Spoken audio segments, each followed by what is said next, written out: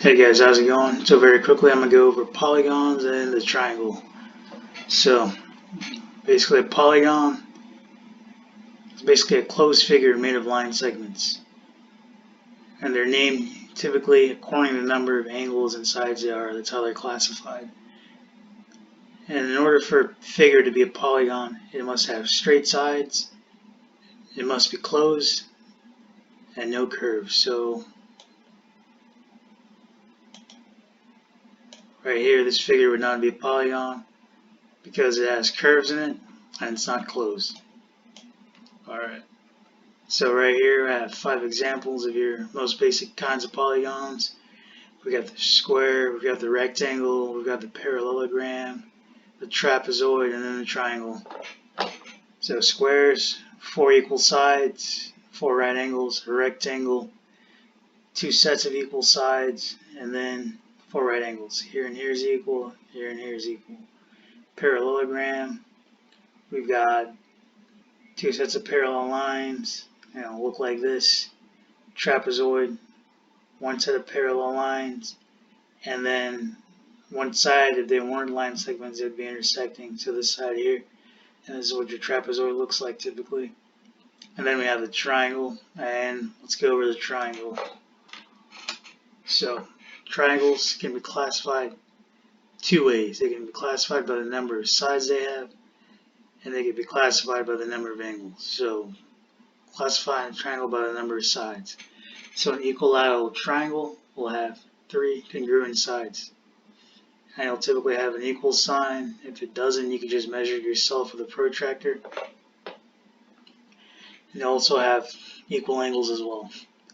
And a scalene triangle. Scalene triangles have no equal sides. Alright, now an isosceles triangle is a triangle with 2 congruent sides. So you see the equal signs, and you can measure it out as well yourself. And now classifying a triangle by angles. So there's 3 kinds of angles for the triangle. You have an acute triangle with 3 angles that measure to be less than 90 degrees. Then you have a right triangle with 1 side that measures to be 90 degrees.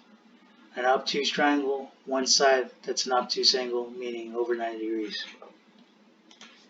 Alright, so let's use that information to try to classify these 3 triangles by the number of sides and by their angles, their degrees.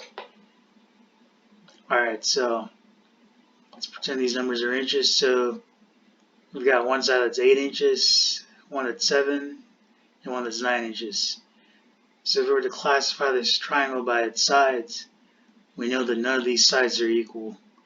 So classifying by its sides, this is a scalene triangle. Alright, now let's classify it by its angles.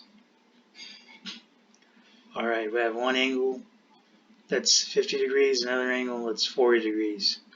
So this triangle here, so these 2 angles are 90 degrees, and we know a triangle measures, all the angles of a triangle measure to be 180 degrees. So 90 plus 90 is 180. So we know this is 180, and we can also tell it's 90 degrees just by looking at it or by measuring it. So again, this triangle is scalene by sides, and it's a right triangle by angles. Let's look at this triangle here. So we have 6 inches for each side. So all the sides are the same measurement. So this is an equilateral triangle. And then we have 3 different angles. Each of these angles are the same. And each of these angles are all actually less than 90 degrees. So we know this is an acute triangle. So equilateral and acute. Then we got this triangle here. For a final triangle, it has one side that's 10 inches and one side that's 10 inches, another side that's 12. So we know it has 2 equal sides. So this is an isosceles triangle by sides. Classifying it by angles, and we could tell that one of these sides is going to be obtuse because it's not 90 degrees, it's more than 90 degrees, and you can tell by just looking at it or by measuring it. So this is an obtuse triangle. Hope this video was helpful. Thanks for watching.